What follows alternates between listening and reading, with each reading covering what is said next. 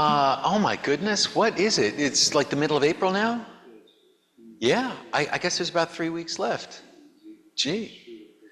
Yeah, I just taught Islam, so I guess modernity must be on its way. Um, all right. Yeah, yeah. Okay. Um, so some some local drug dealers decided that they needed a new line of work. You know, standing on street corners making 50 bucks at a time, it was just too dangerous. So they decided that they were going to start a new business and become kidnappers. Kidnappers. And so for their first job, they decided to go with an easy one. They kidnapped three of the most beloved men in town, the priest, the minister, and the rabbi, put them in a warehouse, and sent messages to the congregations.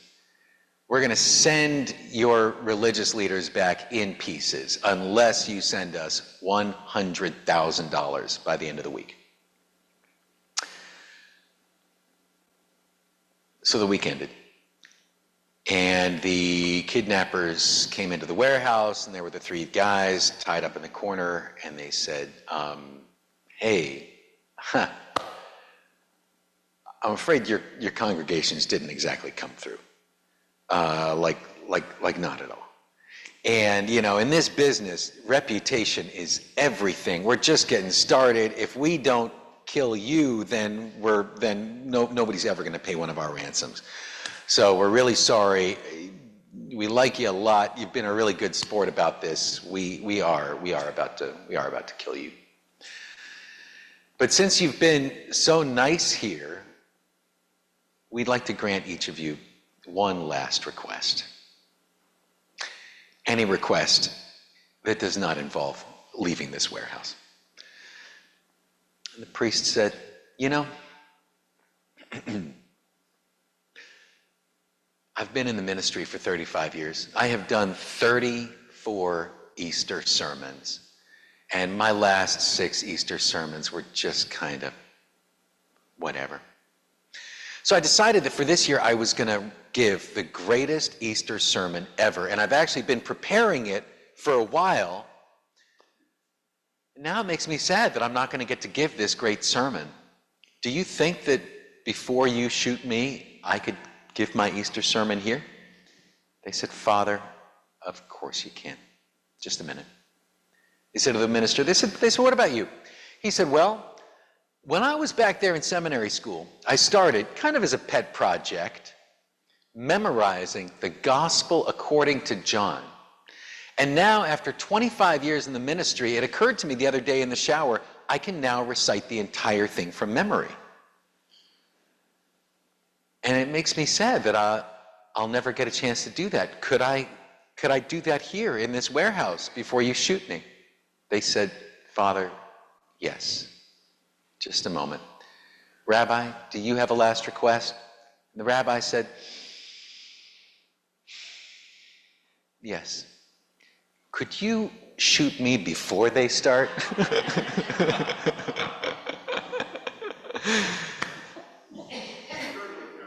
Oh, thank you. This does connect with our lesson because there is, an entire genre of joke, the priest, the minister, and the rabbi. Or in some cases, the priest, the imam, and the rabbi. But however the joke is told, the Christian and the Muslim do precisely what you would expect. They do what you would expect them to do. And then the third one is the rabbi, and the rabbi does something unexpected. And so no matter what the joke is, and usually the priest, the minister, and the rabbi joke is not a joke at the rabbi's expense. It's not a joke that tells you that the rabbi is inferior. And it's not a joke that tells you that the rabbi is bad. But it's a joke that tells you that the rabbi sees things, looks at the same issue, in this different way, this kind of quirky way. So that genre of joke, the priest, the minister, and the rabbi, the punchline, and there's a lot of these jokes, but the punchline is always the same. You never quite know what the rabbi is going to say, because the rabbi is going to respond in some other way.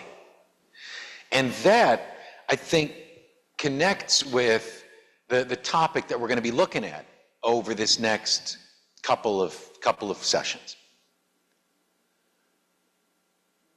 The quirkiness of Judaism, and how we know the different religions by their different attributes, but what Judaism is famous for is being kind of quirky, having this unexpected angle, or these unexpected things, or the unexpected hat, or the unexpected food, or whatever it is that makes your Jewish friend or your Jewish neighbor, that things that you say, or inviting somebody to dinner, or whatever, and you always kind of get the response that you expect, but then there's that one quirky friend who responds in this different way, and you have to say, oh, that's right, I need to make room for your quirkiness. And it's not necessarily like a bad quirkiness. It's not like, oh, you're evil, or oh, you're inferior. It's just, oh, I always have to keep in mind that my Jewish friend is going to respond in a way that's a little bit different from how I would expect my Christian friend, my Muslim friend, my atheist friend to respond. Okay. So today we are going to look briefly at some of the background, some of the origin of Judaism. We're not necessarily going to get all the way from Temple to Talmud today, but this will be over the next couple of sessions. The first thing when we introduce, when the religion of Judaism is introduced, the first thing I think that's got to be said is that Judaism is not a prologue, and it's not a prequel. Now, with movies these days, there is a movie, and the movie becomes popular, and then they make a sequel, and this is the story that takes place after that movie, and then they make a prequel. They say, here is the story that takes place before the movie that you care about. Now, 1/3 of the human beings on the planet Earth are Christians. And Christians will generally look at Judaism as, this is the prequel. There's Christianity, which has always been destined to exist. And then Christianity has this kind of prequel, the story of what were the people doing before the Christ. And 1/4 of the human beings on earth are Muslims. And for them, there again, Judaism is the people who would have been Muslims, but Islam had not yet been revealed. What were they up to? Judaism becomes, now in both of these cases, Judaism becomes kind of this sort of wandering in the dark with good intentions, waiting for the light to get turned on. Ah, the light. Finally, Jesus is here. Moses and Joseph and Abraham were kind of wandering in the dark. Now the light is on. Or in Islam, people were wandering in the dark, what the Muslims call the age of confusion, which means just the time before Islam. But it's like people were just kind of wandering in the dark. And then the light got turned on. Okay. Judaism does not define itself as the prologue to Christianity or the prequel to Islam. It does not see itself as the lead up to, as the drum roll that ends when the song begins. It has its own story. It has its own history. It is, now debatably, we could say 3,000 years old. We could say 2,000 years old. We'll talk about that here. But it's been around a long time. P.S. 1/3 of the human beings on the planet Earth, Christian. 1/4 of the human beings on the planet Earth, Muslim. About 0.2% of the human beings on the planet Earth, Judaism. So, it looms large in our discourse. Because our discourse is a Christian discourse, and Judaism is easier for Christians to understand than Sikhism. But Sikhism is about 40 times the size of Judaism in terms of population. If we were talking about the 5 biggest religions in the world, they would not be Christianity, Islam, Judaism, Buddhism, Hinduism. They would be like Christianity, Islam, Hinduism, Buddhism, Sikhism. And there would be another 10 or 15 religions that we would name before we got to Judaism, which is a very, very small religion in terms of population. But like I said, it's big in our discourse because our discourse is a Christian discourse. Judaism is easier to understand. Okay, so Judaism is not a prologue, it's not a prequel. It should never be defined by who or what is missing. If we try to understand Judaism by saying Christianity minus Christ equals Judaism, that will get us nowhere. If we try to explore Judaism by saying Islam minus Quran equals Judaism, there again, that's only going to make it harder. That's actually going to put us behind the starting line as far as trying to understand. It's not a free space. It's not a jump ahead. Okay. Think about this. Christians primarily define Judaism by what it says no to. Christians say, essentially, Judaism is the religion of no Jesus. And Muslims primarily define Judaism as Judaism is the religion of no Quran. But when you ask somebody about their beliefs, they're not going to start with what they say no to. I mean, unless they are atheists. Atheism is the religion of no God. But other than that, if you ask a Jewish person, what is Judaism about? They're probably going to start with Judaism is the religion of yes to God. And it's the religion of yes to family. And it's the religion of yes to community. And yes to social justice.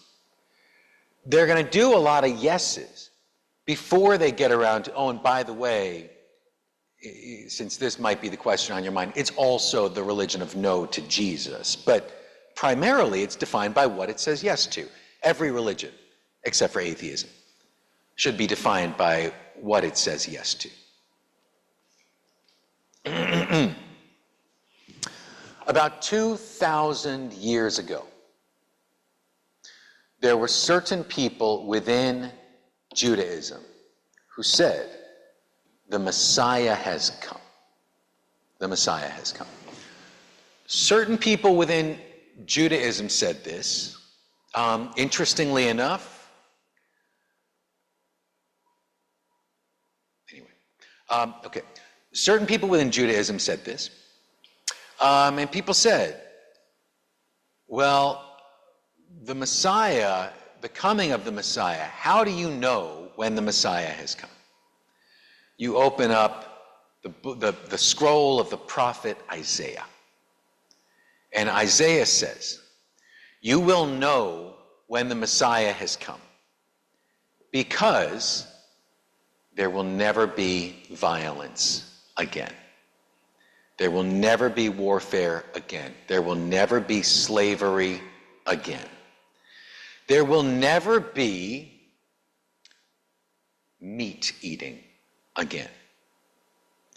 When the Messiah comes, says Isaiah, the peace will be so powerful that a lion can lie down with a lamb, and in the morning, they'll both still be alive. Okay. So, about 2,000 years ago, some people within Judaism said, the barrier between life and death has been broken. Somebody who was dead has been seen alive. And when the barrier between life and death has been broken, that is clearly a sign that the Messiah has come. Well, these people we would know as early Christians. And some of their neighbors said, well, hang on a minute. No, we don't think that the Messiah has come. And the Christians said, how could it possibly be more evident? And their neighbors said, well, looking around the world today, there is still violence, there is still warfare, there is still slavery, there is still meat eating. If you put a lion and a lamb together in a cage, only the lion's going to be alive in the morning. And therefore, by Isaiah's measurement, we cannot say that the Messiah has come. Okay, so this thing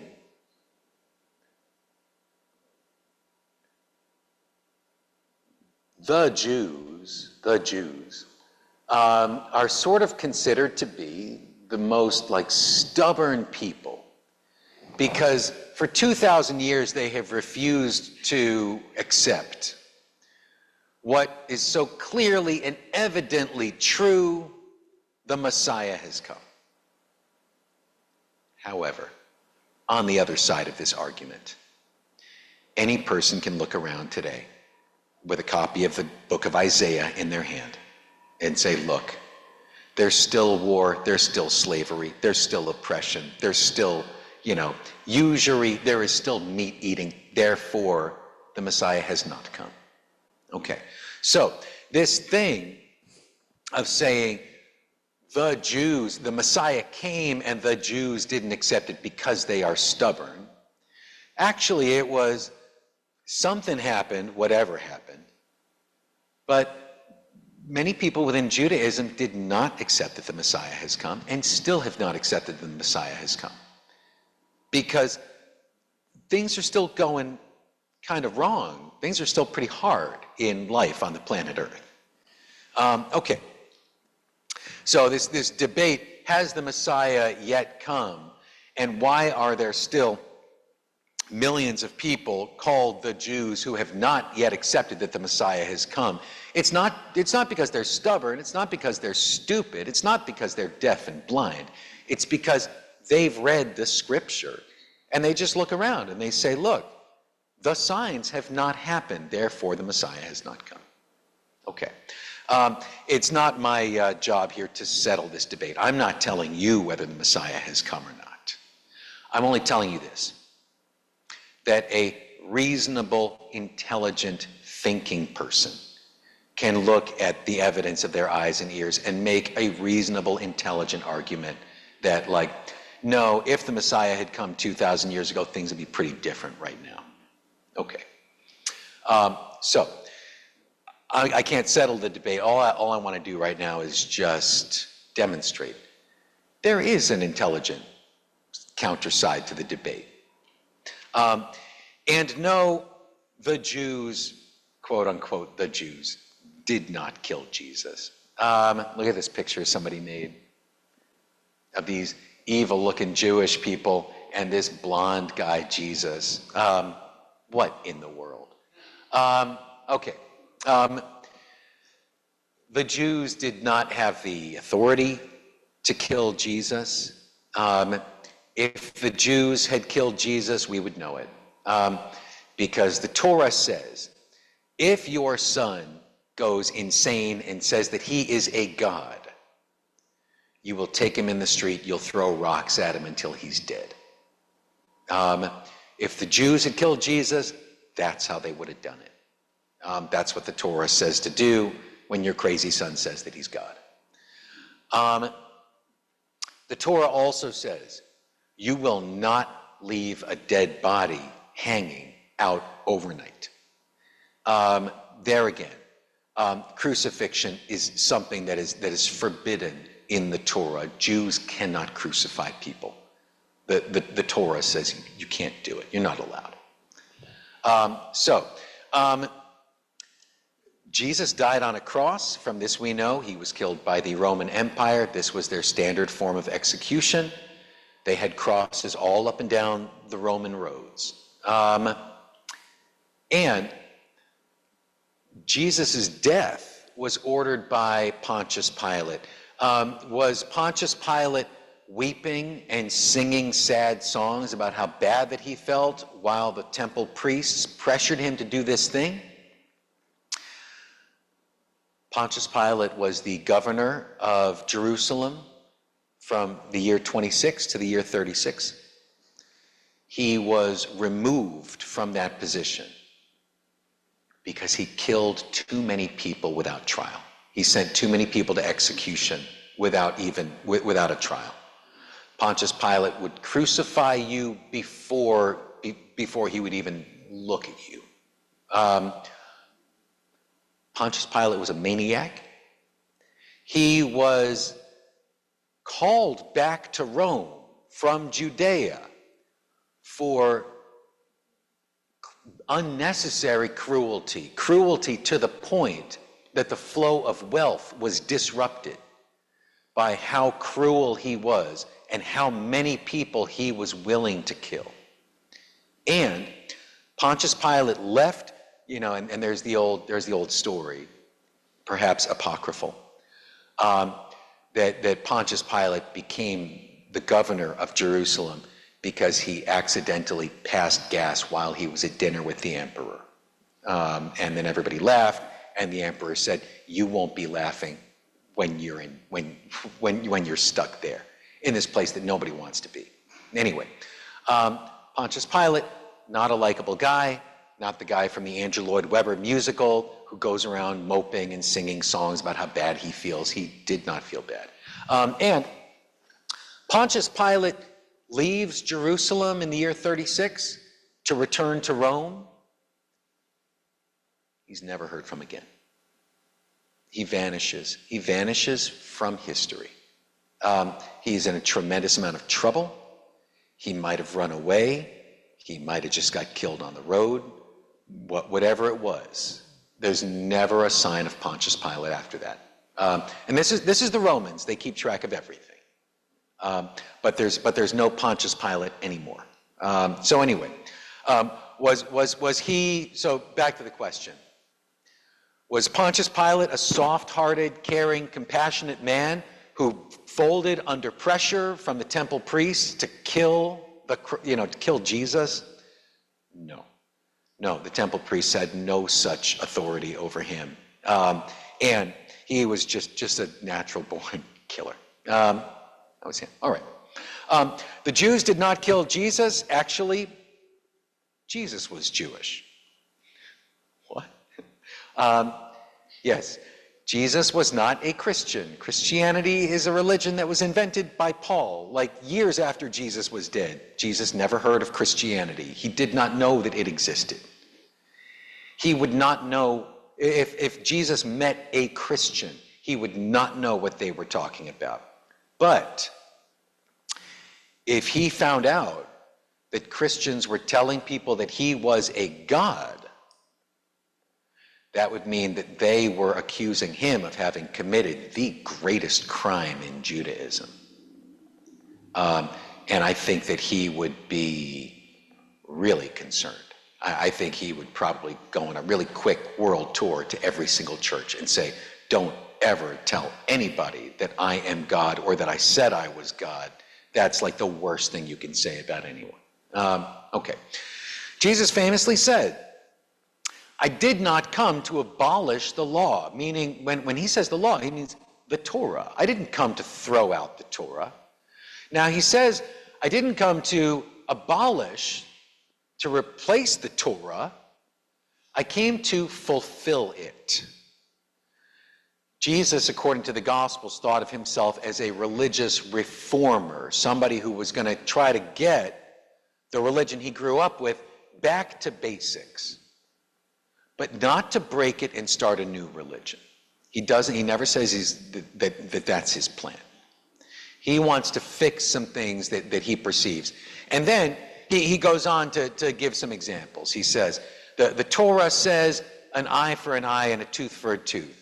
I say, if somebody hits you, you should forgive them. And, the Torah says, do this. I say, actually try to be an even better person than that. Okay. In the Gospels, do we ever see Jesus do anything that is not Jewish? Do we see him say anything that's not Jewish? Except for the Gospel of John, which is kind of an abstract piece. No. Jesus never eats a ham sandwich in the Gospel. I mean, he's kosher. It never would have occurred to him to not be like Jewish. That's what his mother was. That's who raised him. That's everybody that he grew up around. So that's what he knew. Okay. In the last couple of sessions, we've looked at this movement. Now we're really gonna jump back about 3,300 years. The Hebrew slaves in Egypt who drop out of this Egyptian hierarchy, they escape from it, they establish some kind of tribalism in Canaan. So for about 200 years, they are 12 tribes in Canaan. And then, when the Philistines, when the Sea People try to invade, and the Sea People are winning, the 12 tribes in Canaan, they all band together behind this military leader, Saul. And they say, we need you to lead a coalition army to beat back the Philistines. Things are going pretty well. One of the Philistine mercenaries, this little kind of sneaky redhead named David, switches sides, joins the Canaanite tribes. People say, hey, weren't you kind of fighting against us last week? Now you're fighting for us. Whose side are you on? He says, oh, I'm definitely on your side. Saul starts to say, I think this guy is going to kill me and try to take over. And then something happens. Saul dies on the battlefield. And the next day, David shows up wearing his clothes. And everybody says that David is innocent, and there's no way that David killed Saul, except that the next day, David shows up wearing his clothes. And David has now become the new Saul. This former Philistine mercenary is now the leader of the coalition army. Saul's deal was, I'll help you beat the Philistines. Once they are beaten, I'm going to give up the power, and you'll be the 12 tribes again. Saul is dead. David is in charge. The 12 tribes defeat the Philistine army. And David says, and now we are a kingdom, and I am your king. Something's happened here, possibly something kind of sneaky. But now David is king. And then especially now, David makes a crucial error. He says, I'm not going to rule you from one of your towns because I don't want to show favoritism. I'm going to conquer a city myself with my own private army, and I'm going to rule from there. So David and his private band of mercenaries, they attack Jebus on Mount Zion. They attack the city of the Jebusites, the city that is then renamed Jerusalem. Jerusalem does not belong to the 12 tribes. Jerusalem is the private property of David. He took it, He owns it. And he does this thing. He does not kill the population. He moves in with them. And then he marries one of them, Bathsheba, who is not an Israelite. She is one of the Jebusites of Jerusalem. And there's kind of a sneaky thing going on here where he kind of gets this girl under some sneaky circumstances. She gives birth. David already has a bunch of sons. But she gives birth to Solomon and raises him in that city away from the Israelites. And then they start killing off David's other sons. Until there is Solomon who becomes the king. Okay, so in this thing, which is kind of this kind of operatic, but this tragic operatic biblical epic. On the one hand, the Bible tells us the Israelites conquered Jerusalem. Actually, when we look more closely, we can kind of say David conquered Israel, David conquered Jerusalem, Jerusalem conquered Israel, because at the end of it, when David died, it was Jerusalem that was in charge. And it was Solomon, who was from Jerusalem, not Israel, who was the king of everything. Solomon immediately put everybody to work. He said, you're going to build my temple, and you're going to build my palace, which is going to be 4 times the size of the temple. And from then on, he collected taxes. Every Israelite had to pay olive oil, grain, wine, whatever they, sheep, whatever they produced.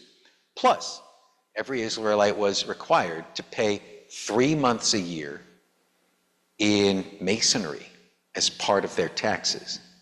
And that was building the temple or building Solomon's palace. And so the situation in Jerusalem under Solomon, actually one of the lines in the Bible, one of the popular refrains that went around in the time of Solomon was, why did our ancestors leave Egypt? Because we're now doing this again. Now we've done it, this time we've done it to ourselves, but we're right back where we started. This is a problem. This is such a problem that when Solomon dies, everybody gathers up at the palace gates and they say, this is not working out. They ask his son, Rehoboam, they say, are you going to be a better king than your father? Goes back, he asks his advisors, and his wise councilmen say, yes, tell them that you will be more gentle than your father. And then Rehoboam goes and asks his teenage drinking buddies, and he says, what do you think I should say? And they say this. And this is what he says. He said, he got up on the steps of the temple, and he said, my pinky finger is bigger than my father's reproductive organ, and he beat you with whips, and I will whip you with scorpions. And 10 of the 12 tribes of Israel walked out and formed a different country. And that was it. They said, no, forget it. The house of David has never done anything for us. This we do not need. We left Egypt. We don't need to be this. So then for the next few centuries, Israel is broken up into these 2 pieces. Now, what happens then is that the empires come. The Assyrians show up,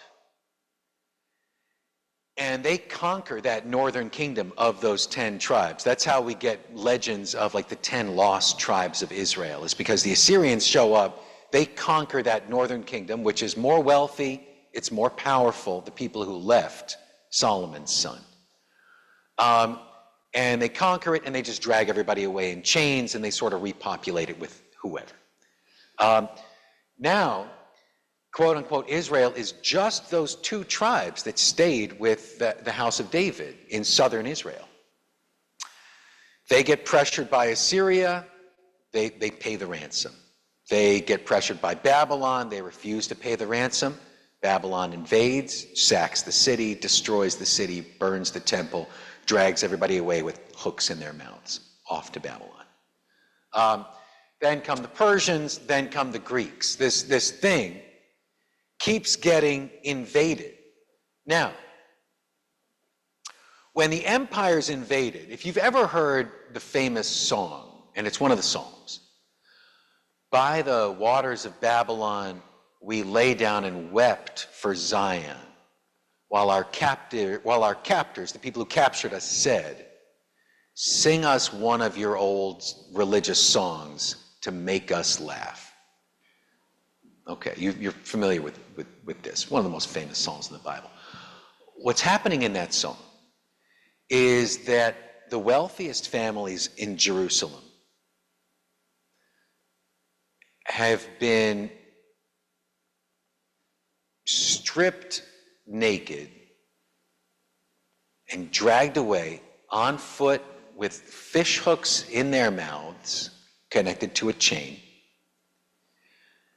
And they get to rest. They're being dragged to the city of Babylon. They get to rest for a minute by one of the canals, and they start crying because they remember Zion. That is the mountain that Jerusalem was built on. So they remember their old home. And the Babylonians who have dragged them off in chains say, why don't you sing us one of your old religious songs and so that we can laugh at it? Because you have been defeated and your God has been defeated. Okay. That's one of the lowest points in the Bible. And it introduces one of the greatest theological, one of the most fascinating theological developments in all of the history of religion. Because the Babylonian Empire conquered all kinds of people and dragged them. And this was their standard thing. You go in, you conquer the people, you burn the city, you hurt the people, you kill who you're going to kill, and then whoever survives, you're going to drag them naked with a fish hook in their mouth, and they're going to feel pretty bad by the time they get to Babylon. And what's going to happen is they are going to feel that their God has been defeated, or their gods, and that their religion is over. And what they're going to do next is they're going to accept the gods of the winners. They're going to accept the Babylonian gods, and they're going to become Babylonians. This is what happened to everybody that Babylon invaded. That's why we've never heard of their religions. Except for this one quirky, resilient group of people who, faced with the possibility that their God had stood by while his house got knocked down, the temple, while his city got burned, while his people got dragged away, while his land got invaded. I mean, you could say that the God of Israel had been humiliated in every way that a God could be, and that the God of Israel had been beaten in every way that a God could be. However, this one group of people looked at it in this other way, this kind of quirky way.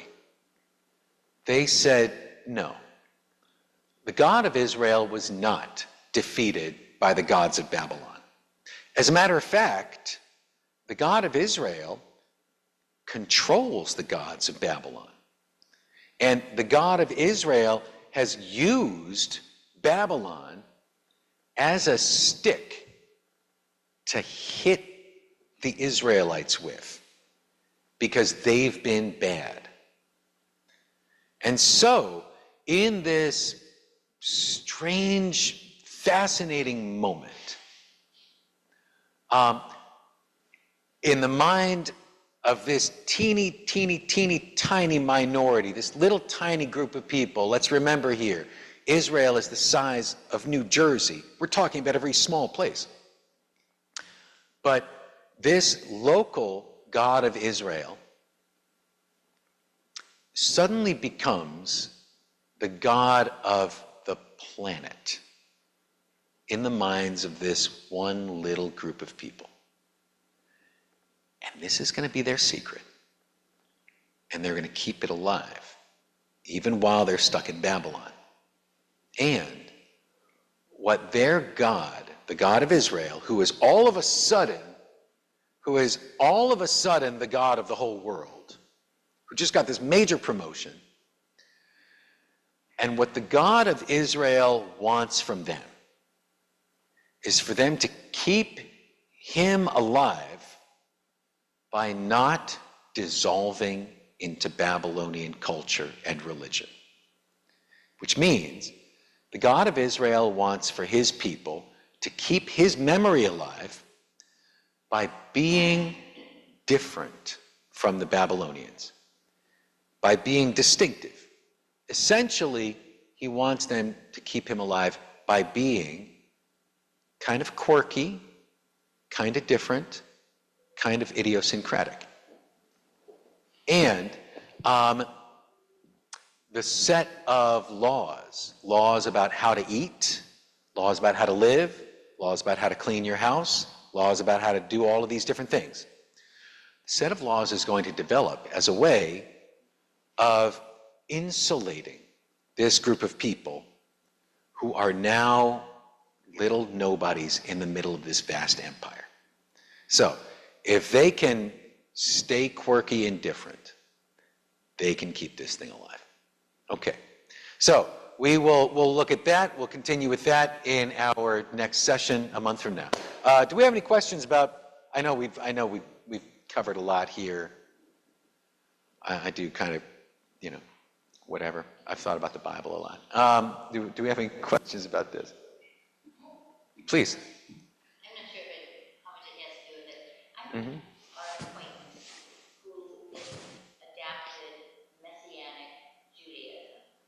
What is that? Yeah. Messianic Judaism and I'm going to be careful because I'm not, but there is within Judaism, there are some Jewish people who say that either that the Messiah has come or that the coming of the Messiah is imminent. You know what? Yeah, I shouldn't answer that because I'm not precisely sure. But yes, I've heard of this, and there is a diversity within Judaism. But I wouldn't want to tell you the wrong thing. Good. All right. Good. So yeah, we'll continue this a month from now. Thank you very much.